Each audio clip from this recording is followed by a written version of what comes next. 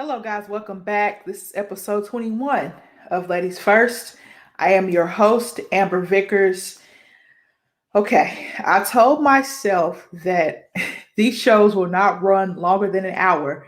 So, my personal goal is not have this show run longer than an hour. I say that I'll get on the subject, I'll ramble, but I'm going to learn how to cut myself off.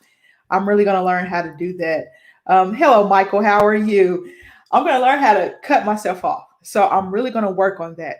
Before I get into today's show, I want to show you guys some things. We got something new with Unwrap Sports Network, and it's going to be at the bottom of the ticker. But first, teespring.com. I have on my ladies first shirt. I don't know if you guys can see it. Yes, my ladies first shirt. I have this on, and I also have my water mug, my little water coffee cup. It's the same on both sides. Ladies first. So teespring.com/store/unwrapped. You can get you some ladies first gear there. Also, Michael Lawson and Connie will be going on after me. You can get you some backstop banter gear as well. They go on 2 hours, or an hour after I end. They go on at 9 Central and 10 Eastern. So if you want to get you some backstop banter gear, we've got ladies first gear. Go ahead and go check out. Same. I'm too hyper for coffee. Yeah, it's my water mug. I just drink water a lot in my show, and I'll call it my water mug. It's a coffee cup, guys. It is a coffee cup, but I call it my water mug. Hello, Perry. How are you? But teespring.com/store/unwrap get you some gear. Also, gambling. We talked a lot about gambling last night on the show. We had a show. It's supposed to be about the NBA, but we just talked about gambling, investing, and all that kind of good stuff. So, gambling, mybookie.ag, you can double your first deposit if you use the code USN100. I will be talking to Alex this weekend because I want to win some money.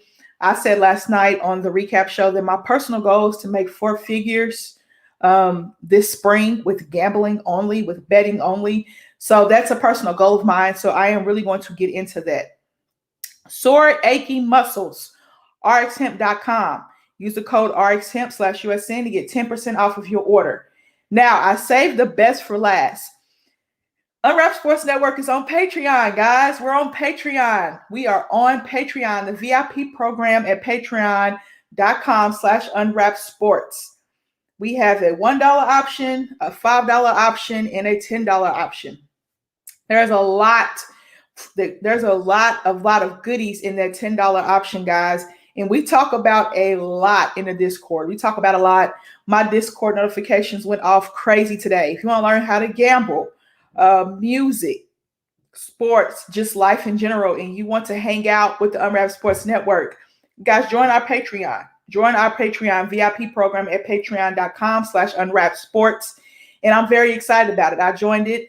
I did buy the $10 one. You get, they're going to have some jerseys auctioned off and things like that. So I am very, very happy to be a part of the Unwrap Sports Network. Very, very blessed and fortunate to be able to give you guys the content that you deserve. So go check us out on Patreon, guys. That's big. We just started that.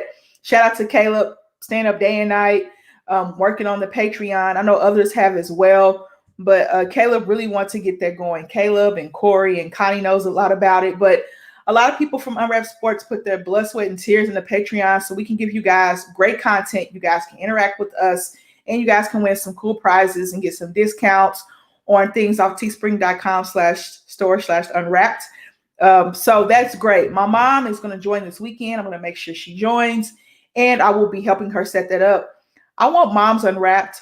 I do. I think that would be great, but that's maybe in the future because my mom really enjoys me being a part of the Unwrap Sports Network, and she really supports me with everything that I do. And I'm pretty sure all the other moms do as well.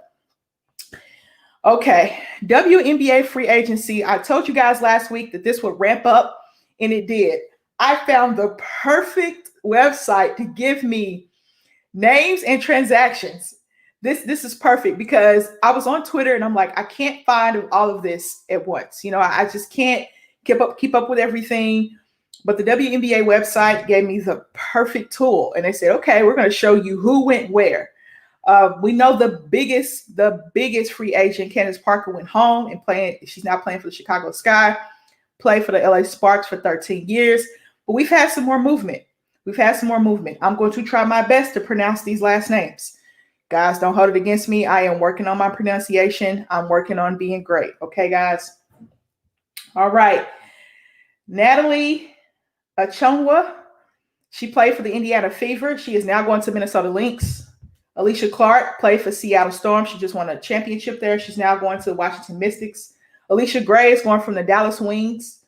She signed back with the Dallas Wings.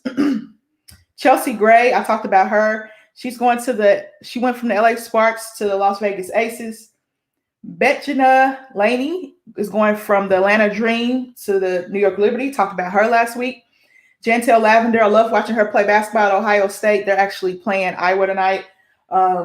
She's going from the Chicago Sky to the Indiana Fever. Kayla McBride, talked about her last week. She's going from the Las Vegas Aces to the Minnesota Lynx. We already know where Candace Parker is going. She's going to Chicago. Now, if Chicago was able to keep Cheyenne Parker, that would have been great. But she's going to the Atlanta Dream. Epiphany Prince is staying in Seattle. Danielle Robinson, shout out to Danielle Robinson. She is going from the Las Vegas Aces to the Indiana Fever. Watched her play at the University of Oklahoma. Diane Taurasi is staying in Phoenix. Thank goodness. I was stressing out last week about DT possibly not staying in Phoenix. But DT is staying in Phoenix, and I am so, so happy. I was stressing out. I was like, oh my goodness, DT cannot leave Phoenix. Once Candace Parker went home, I said, okay, Candace Parker went home. I'm fine with that. I'm fine with her going home and playing Chicago. Chicago is a contending team, in my opinion. They were a contender last year. They just fell short, but they are a contending team this year. So I'm happy for Candace. I did not want to see DT go anywhere. Didn't want to see Candace go anywhere, but she went home, so it's okay. But DT, what are the Phoenix Mercury without DT? I mean, she's in my top 3. You guys know that if you watch the show. She's staying home. Alyssa Thomas is staying home. Now, Alyssa Thomas tore her Achilles overseas, but she's staying in Connecticut. She is staying in Connecticut. She's a very, very interesting player to watch. I'm not sure if she'll play this season because she tore her Achilles. So I'm not sure if she'll play this season, but we will see. Erica Wheeler. Now, Erica Wheeler is the greatest underdog story you could ever have, probably in the WNBA. I root for Erica Wheeler just because of her background and her backstory. She's going from Indiana to LA. So while LA lost Candace Parker and Chelsea Gray, they re-signed Mecca Ogumlike, and they get Erica Wheeler. So, and then they re-signed Tia Cooper. They re-signed her. So we'll see. We will see how the Sparks look this season. That's going to be very interesting. So that's all of the player movement. The WNBA has it all. Hold on. They have a transactions page. So let me, here's some more names on here. Jasmine Thomas, I told you guys she re-signed with the Connecticut Sun. Tiana Hawkins re-signed with the Atlanta Dream. That was on the 4th. Okay, let me make sure I didn't miss anybody. Joanna Holmes, she signed a training camp contract with the New York Liberty. Latoya Sanders signed with the Washington Mystics. Goodness, they're just loaded. They're reloading. Okay, did I get everybody else? Tiffany, Derrica Hamby re-signed with the Las Vegas Aces. I talked about that last week. Let me see. Oh, goodness. I think I got everybody. I think I have everybody that has signed thus far. Now, next week, when I come back on here next week, it's going to be some more signings. But I guess the signing that stuck out to me the most, there's some great players. But besides Candace Parker leaving and DT staying, and Dan Robinson is, that's a sweet spot in my heart because she did play for the University of Oklahoma. I used to go watch her play. Erica Wheeler, I like that Chelsea Gray is a natural point guard. She's a natural point guard. She's a floor general. But Erica Wheeler can score. She can score the basketball. You're going to have to replace Candace Parker's production. That's going to be very difficult. She almost averaged a double-double last season. And you're going to have to replace Chelsea Gray's pure point guard mentality. That is very hard to replace as well. But you get Erica Wheeler. We'll see who else they're able to sign. That's tough. That's real tough. But that's a player that I am really looking forward to watching on her new team. Really looking forward to watching her. I don't think Alyssa Thomas is going to play this season. If Tiffany Prince signed. Cheyenne Parker is also someone that is very interesting to play with all those guards for the Atlanta Dream. I talked about the guards from Atlanta Dream the last show. Talked about how many guards they had. That's going to be interesting aspect as well. Kayla McBride. Minnesota Lynx have revamped another championship run. I think Maya Moore. I don't believe Maya Moore will come back to playing basketball. I just don't see it. So you turn the page. Cheryl Reeve has turned the page, and now they're getting younger. Sylvia Fowles is still there. I wonder if she'll play another season. But I am really excited to see that team next season because they've had some great signings in this offseason, and they'll probably continue to stack that roster as well. All right, that's it for WNBA free agency. I'm going to talk some NCAA. For men's and women's. Of course, we're going to do women's first. The women's side is very interesting. The women's side is interesting because there's just not one team that's standing out as the best team. I guess you can say there's not one team. If you guys don't know, number one went down. So now you're looking at number one going down. And you're saying to yourself, okay, who is the best team, right? Who is the best team? And we just don't quite know. NC State beat up on Louisville. The second half was really where NC State flexed their muscle. They beat Louisville. South Carolina is currently, the ranking said they're number 2. Currently number 2 right now. UConn is 3. Of course, NC State is 4, but NC State just beat Louisville. So that's going to change when the rankings come out next Tuesday, because that's when their rankings come out. So my curiosity is, who's the best team in the country? They're probably going to put South Carolina. No, you cannot put South Carolina above NC State because NC State beat them. So NC State will probably jump from 4 to 1 unless they put UConn there. But I don't think UConn's played enough games to be there. You can't jump. But South Carolina right now is ahead of NC State in the rankings. I wonder how they're going to do that. I really wonder that. Let me see who NC State's loss is to. Let me go and see who they lost to. I'm going to have to go January games. Oh, yeah, they had that bad loss against Virginia Tech. That's right. And that's a bad loss. But they did beat South Carolina when South Carolina was number 1. I think they're going to look at conference play when it comes down to this and the strength of schedule in the conference. And the SEC, in my opinion, is the best conference in women's college basketball. And they'll say, okay, you beat South Carolina. Okay, but they did just beat. They beat 2 number 1s. They beat South Carolina when they were number 1 back in December. Then they just beat Louisville. Louisville was number 1 last week when they beat. Well, this week actually when they beat them. So do you rank NC State number 1? I think you have to. You have to jump them above UConn and above South Carolina off of the strength of them beating number 1s. They beat 2 number 1s.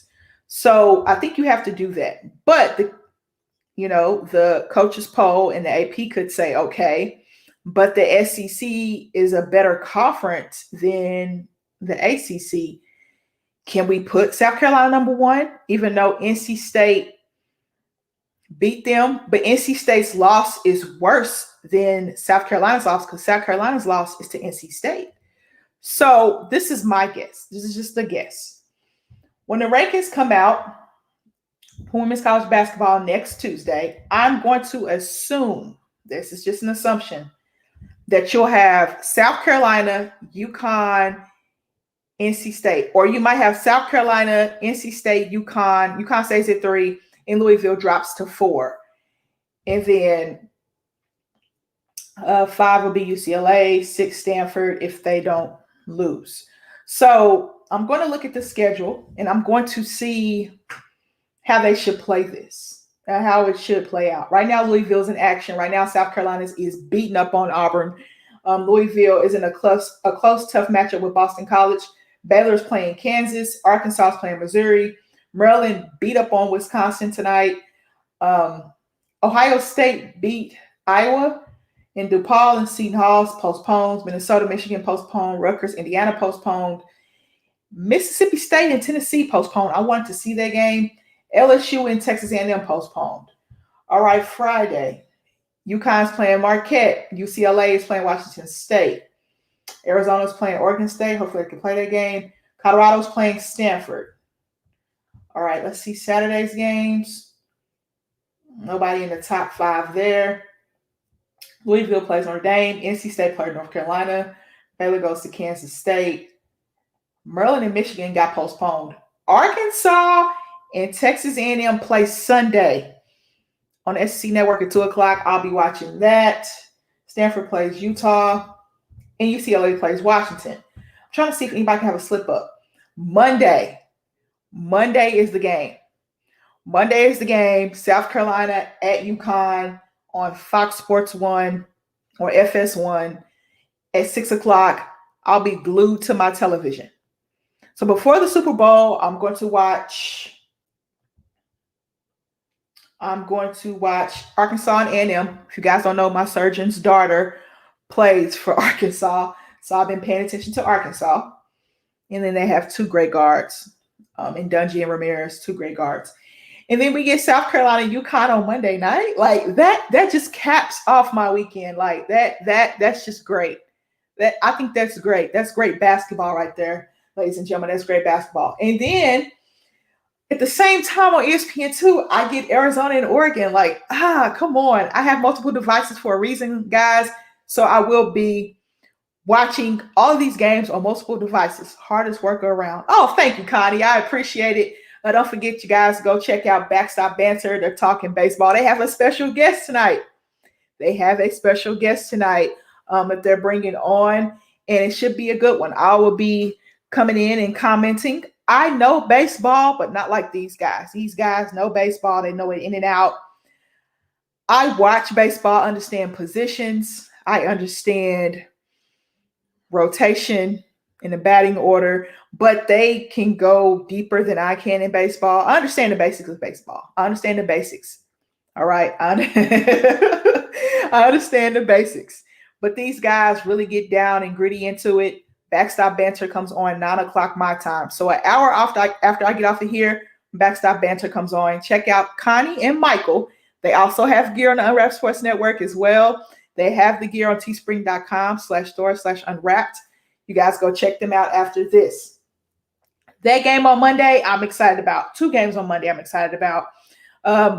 My fingers and my eyeballs will be working overtime. I have a lot to cover. As I said before, it's a lot to cover. So there could be some movement on Tuesday. So say, for instance, if UConn beats South Carolina, which is possible, South Carolina wouldn't be number 1. But I am pretty sure if South Carolina beats UConn on Monday, they will be the number 1 team in the country. Just because their loss to NC State is not as bad as NC State's loss to Virginia Tech. Even though NC State has beat 2 number 1, South Carolina and Louisville.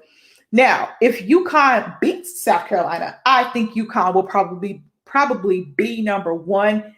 The only reason why I can see that not happening is because they haven't played enough games. And NC State's played more games and their schedules have been a lot tougher. So we could see a scenario where UConn's number one. We could see a scenario where NC State could be number one, or South Carolina could be number one. Louisville, they probably could be number one too. It just depends on who slips up. That fifth team is UCLA. I don't think they can climb into the number one spot, not this week, because I don't see anybody taking another loss for them to climb up to be number one. So out of those four teams, it could shuffle. It could shuffle a lot, but we'll see. We'll see. Louisville, they probably, they lost their number one spot because they're not playing anybody ranked. South Carolina has the best chance to get the number one spot on Tuesday when the rankings do come out. All right, guys, that's it for women's college basketball. Let's move to the men's. I just want to know one question. Is anybody in the Big 12 going to beat Baylor? Texas had a chance to do it. They had a top 10, a da-da-da moment on SportsCenter, but they lost the game. Is anybody going to beat Baylor in the Big 12? I don't see it happening. They have a well-oiled machine there. I am glad Maseo Teague. I am glad Jared Butler came back. Votto plays very well. I love what they have there in Baylor. I think they're winning the Big 12. Right now, Garrett's not on here right now because he's streaming this. Iowa and Ohio State are going at it, number 7 and number 8. And it is a great game. I'm watching it right now. It is 62-63 Iowa. Iowa has 3 losses in the Big 10, which is the best conference in men's college basketball. Ohio State has 4 losses in the Big 10. So these two teams are going at it. It looks like Iowa just hit a 3. So now Iowa's up 66-62. Later on tonight, we got Pacific. I think Damien, does that sound matter? Coach Pacific? No, he doesn't coach Pacific. Never mind. I'm talking to myself trying to figure out who coaches Pacific. But Gonzaga and Pacific play on CBS Sports Network. And it just looks like Ohio State just banked in a 3. So now 65-66. Down goes Villanova. Villanova lost to St. John last night. So remember the episode before where I said that there are 3 teams that separated themselves from everybody else. With Villanova losing to St. John, there are now 2 teams that I think, Gonzaga and Baylor, that are better than everybody else. Is Gonzaga and Baylor and everybody else? I saw a tweet on Twitter from Cal Boone. He said, is it time for us to rank Baylor number 1 right now? And I think the reason why he said that is because their strength of schedule. The Big 12 is better than the WCC, which is the West Coast Conference. And the Big 12 will probably get 5 or 6 teams in. They'll probably get OU, Texas, Kansas, Baylor, OU, Texas, Kansas, Baylor, Texas Tech. Maybe Oklahoma State if they can make they can't go to the postseason. That's right. They have a postseason ban. So they'll probably get 5 teams in, if I'm thinking correctly. Oklahoma State cannot go. They have a postseason ban. So you got Oklahoma, Texas, Baylor, Texas Tech, and Kansas. Oh, and West Virginia. So that's 6 teams in the Big 12 that'll probably make the NCAA tournament. That's what I'm assuming. And Baylor has played. Let me see who Baylor has played. Have they played all of them? Let me see who Baylor has played. Let me check it out, guys. Hold on just one second. They've played Texas. They played Iowa State. They've played Oklahoma. They've played TCU. The game against West Virginia got postponed. They've played Texas Tech. They've played Kansas. They've played Oklahoma State. They've played K-State. Let's see, in December.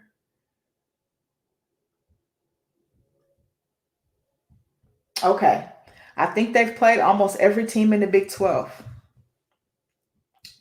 Except for West Virginia because they got postponed. So they'll play West Virginia back-to-back. On Monday, the 15th, and on Thursday, the 18th. They'll play them. So left on their schedule, Baylor, TCU postponed. Oklahoma, Baylor was postponed. Texas Tech and Baylor on the 13th, on next Saturday. Then those 2 back-to-back games against West Virginia. Oklahoma State, which will be a good one. Iowa State, and then Kansas. That's going to be a good one. So Baylor has played every team in the Big 12 and has won by double digits. 1, 2, 3, 4, 5, 4, 5. 5 of those games they have won by double digits. Baylor is the best team in the Big 12. They're probably, if you look at it, they might be the best team in the country. I'm not sure if I will say that quite yet because of the scoring of Gonzaga. Gonzaga has a lot of guys that can score. Baylor has guys that can lock up on defense. So if you like defense, you'll watch Baylor more. If you like offense, you'll watch Gonzaga more. Villanova losing to St. John is big because that gives Michigan the opportunity to move ahead of them, which I think they will do because Michigan's number 4 right now. Houston lost last night. Houston took an L last night. I pay attention to Houston because you guys know Kelvin Sampson. He used to coach University of Oklahoma. He is now the coach of the Houston Cougars. So Houston lost last night.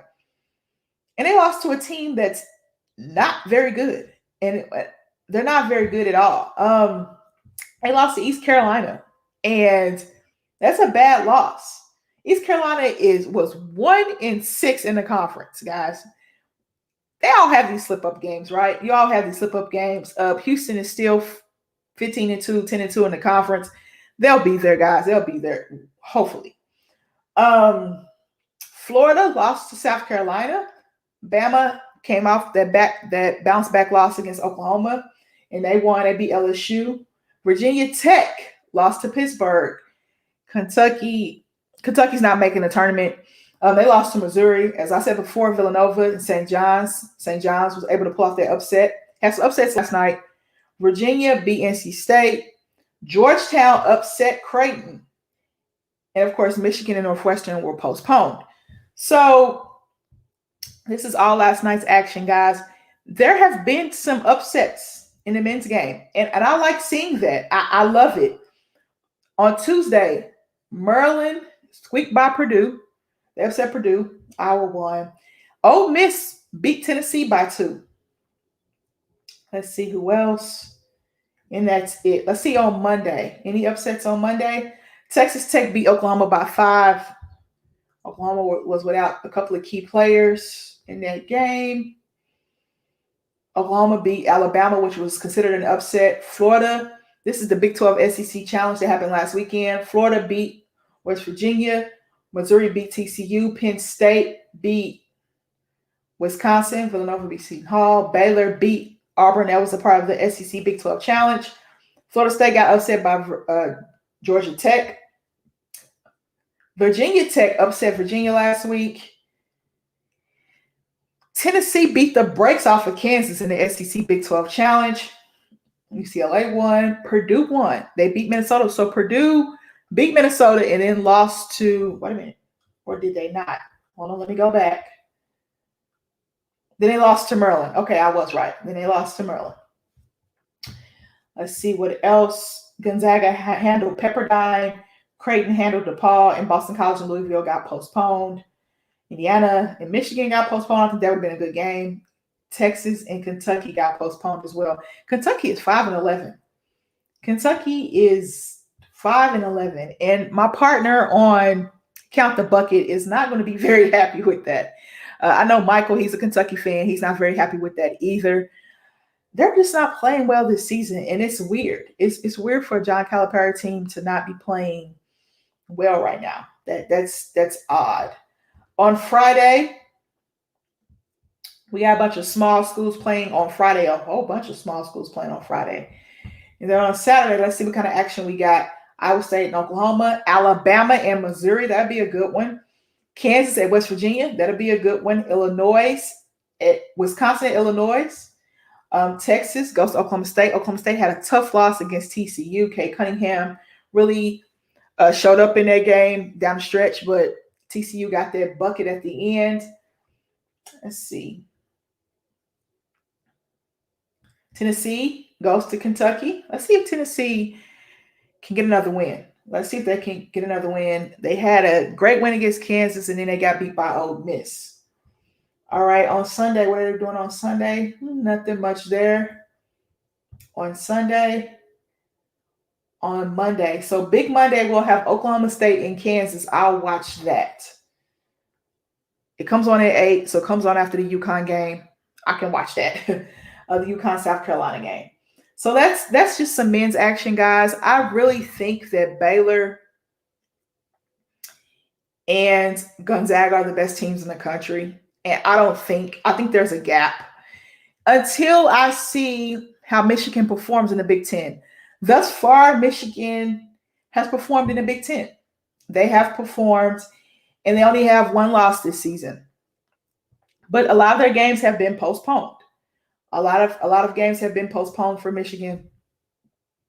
Michigan has 1, 2, 3, 4, 5, 6, 7, 8.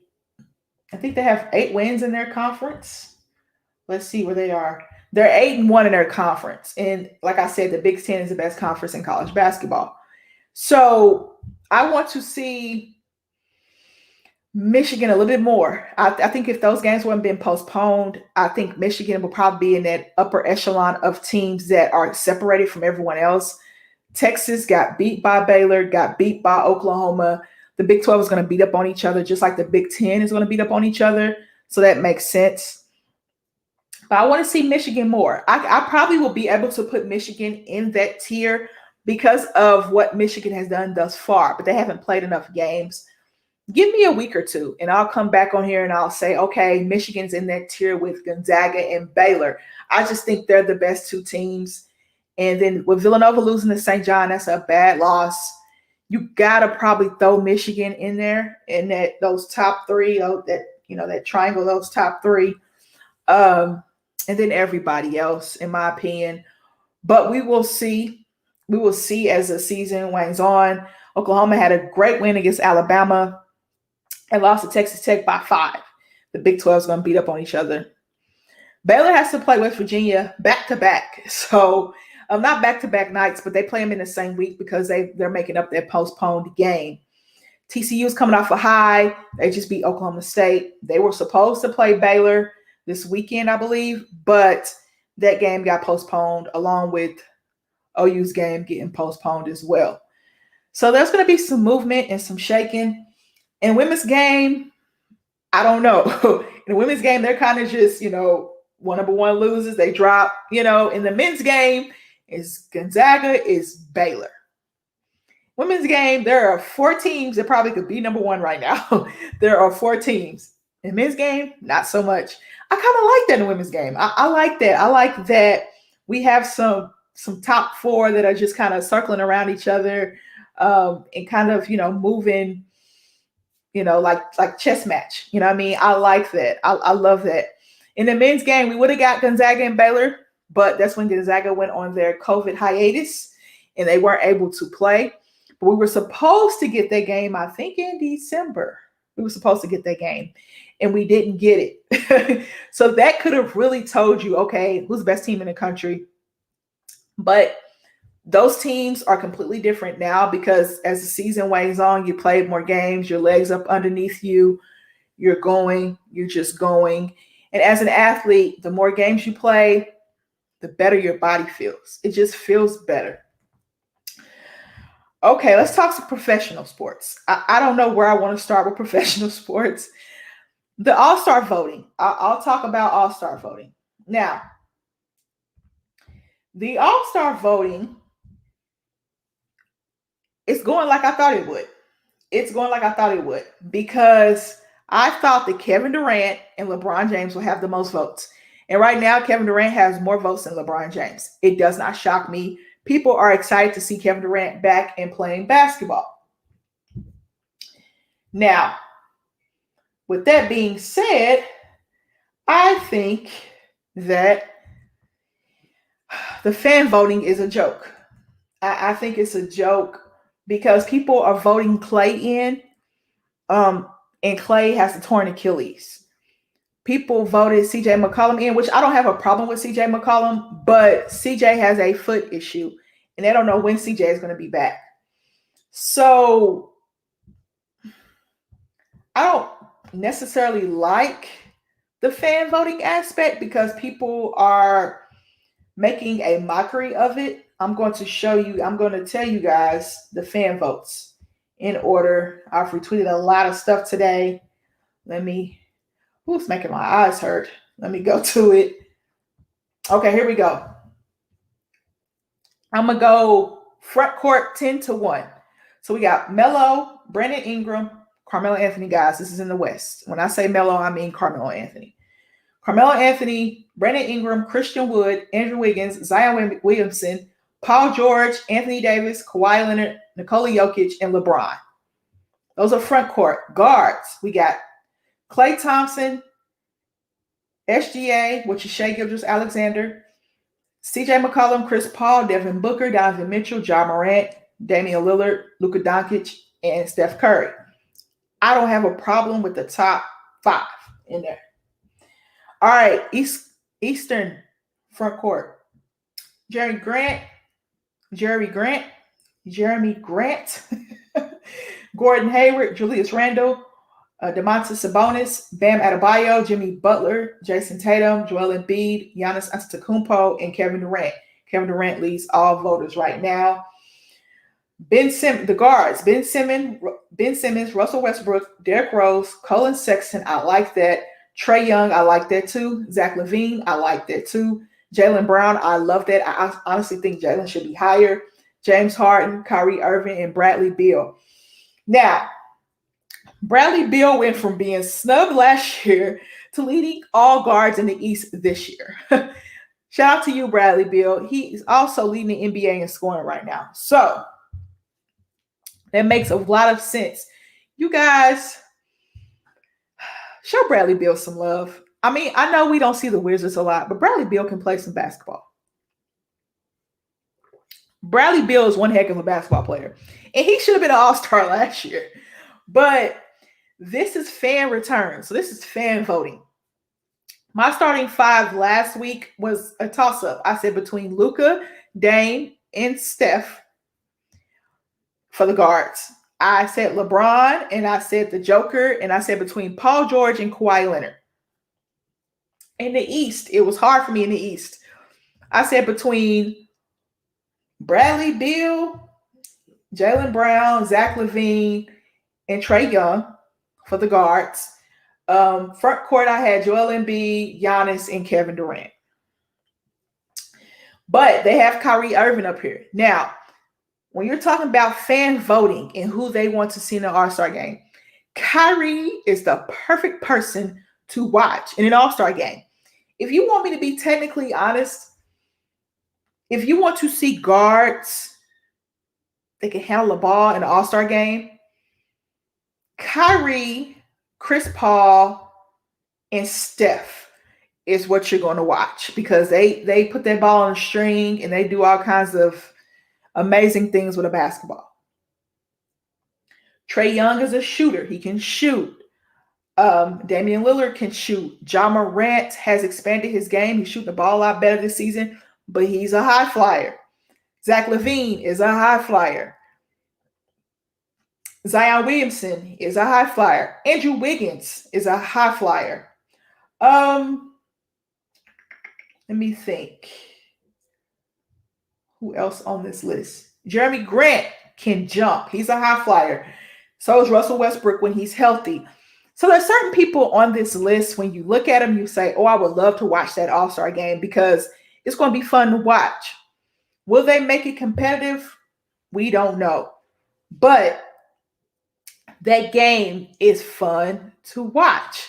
When you have Kyrie out there with a ball on the string, Chris Paul out there with the ball on the string, and Steph with the ball on the string and shooting the ball from anywhere. People love to watch that. I understand why Kyrie got the votes. I really do. I understand that. He missed some games. The fans aren't punishing him for that because of the way he plays. He is an all-star player by far. because that's what you want to see in an All-Star game. What he does in real life or on 2K or however you guys watch or play basketball, that is Kyrie. That is an All-Star game. That what he does is an All-Star game. It's like a video game with Kyrie every single night. He does something crazy. He hit a crazy layup against the Clippers. Pretty much one of those game-sealing layups against the Clippers. Ja Morant just jumps out the gym, and he's a smaller guard, but he just jumps out of nowhere. Going on a fast break, he's leading the fast break. Next thing you know, he jumps and he's dunking. We know what Zion Williamson is. We already know that. So certain guys on this list you want to see. Could some new blood get into the All-Star game this year? I think Zach LaVine will have his first All-Star appearance. I think Jaylen Brown would be a first-time All-Star. I think Bradley Beal will be. Let me look on this list, guys. I think CJ would have been if he wasn't hurt. CJ probably top 4 guards in the West. Ja Morant probably will get a taste of it this season. I'm not sure about Donovan. Donovan's been in the All-Star game. I'm sorry, but Ja Morant, Bradley Beal, Zach LaVine, Jaylen Brown. Zion has a chance of making it. Christian Wood, I would actually put Christian Wood ahead of Andrew Wiggins, not above Zion. I'll probably put him above Andrew Wiggins at 7, voting wise, but we'll see. We'll see how it shakes out. Let me see. Anybody else could be a first-time All-Star. Julius Randle has an outside chance, but it's just too many front court players there in the East. When Kevin Durant went to the East, it kind of took away a couple of All-Star spots because you had Kyrie there, you had James Harden there.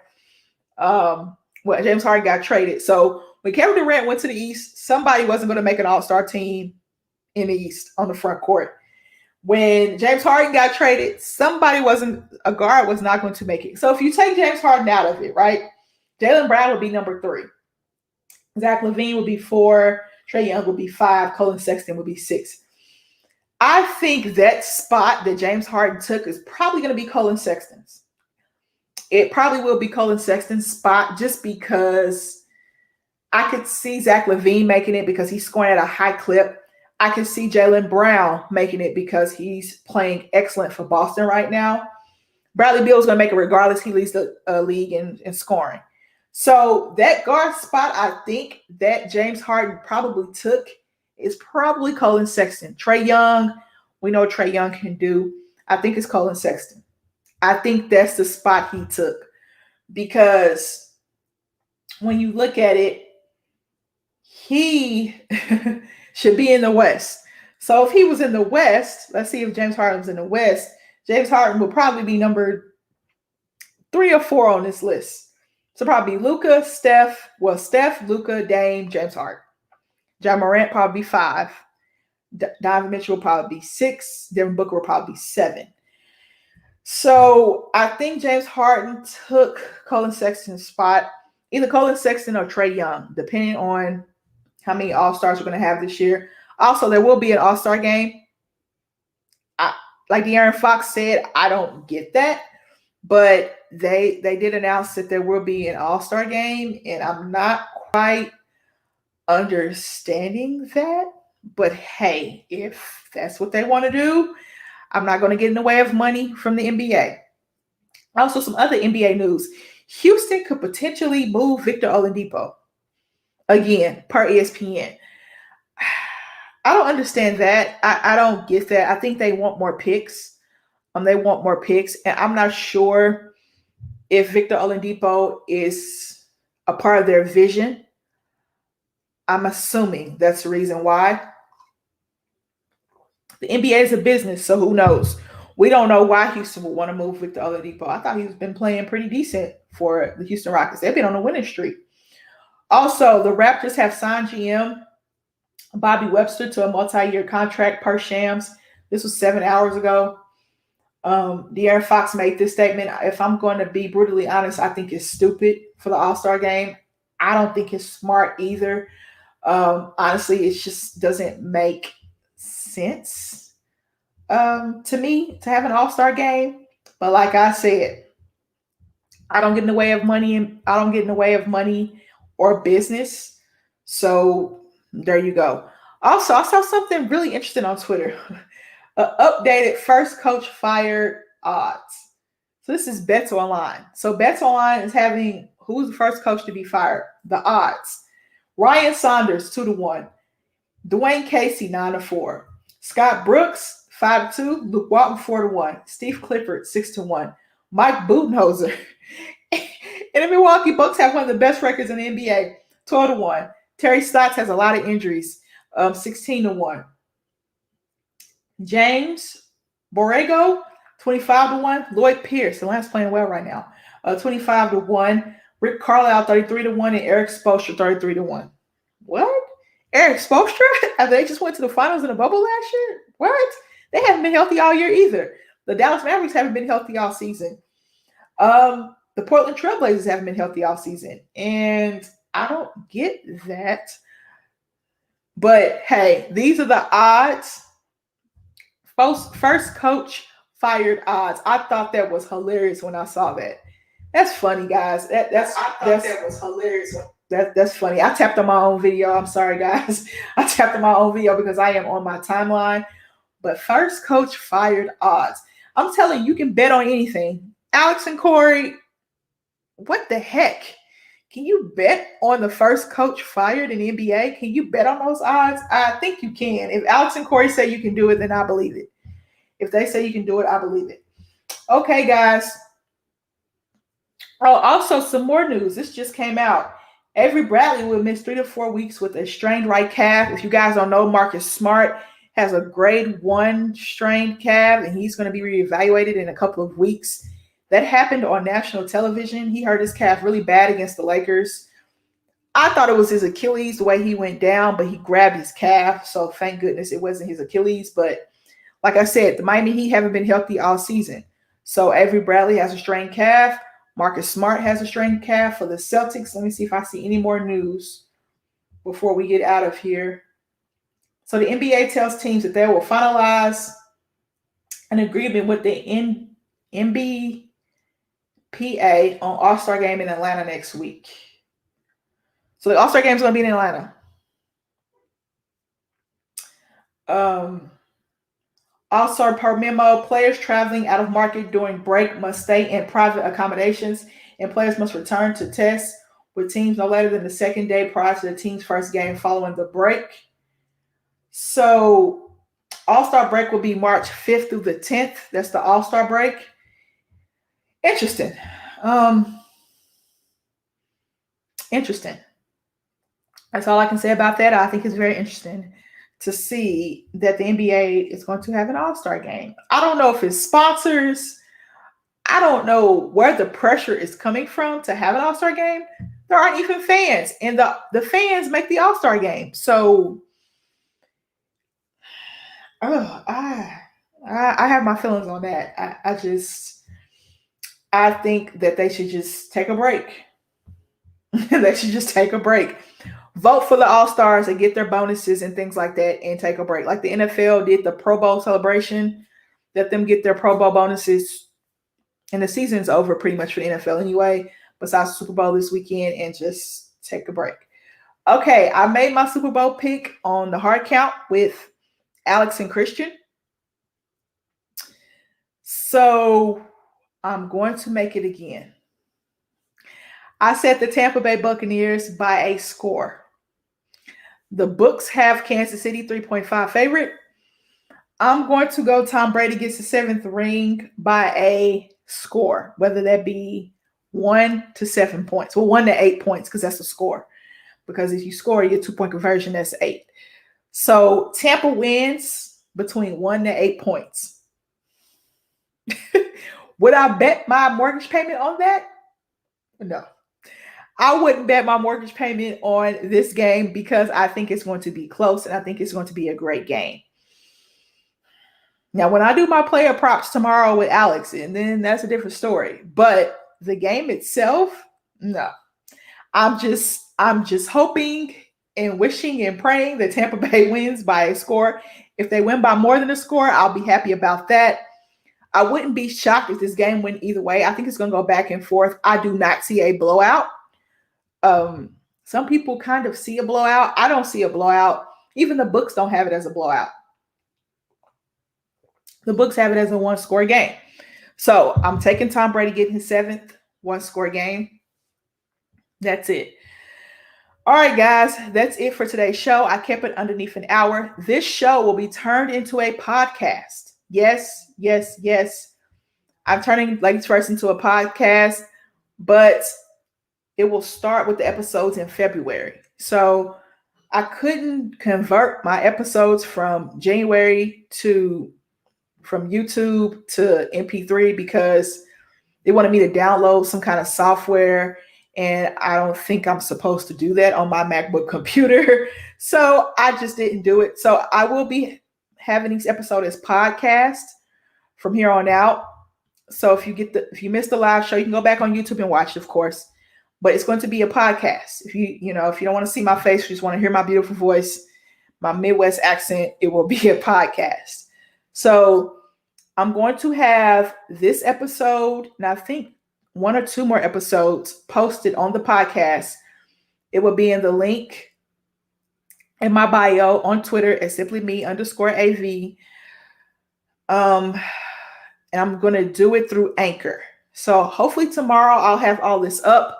Tomorrow also I have Count the Bucket with Andrew. We're going to talk NBA, of course. And it's a great time, guys. I really appreciate you guys for coming on here and listening to me, and I appreciate the support on the podcast. We appreciate the support from the Patreon, the VIP program at patreon.com/unwrappedsports, the support on teespring.com/store/unwrapped. I got my Ladies First gear. You guys should go get you some gear. You can go gamble at mybookie.ag. Use the code USN100 and double your first deposit. Sore achy muscles, rxhemp.com. Use the code rxhemp/USN and get 10% off of your order. That's it for me this week, guys. Remember, I will be trying to put this podcast out on Friday. If not Friday, it will be out Saturday. I'll download this episode, edit it a little bit, and then put the podcast out. I appreciate your support as always, and I will see you guys next week.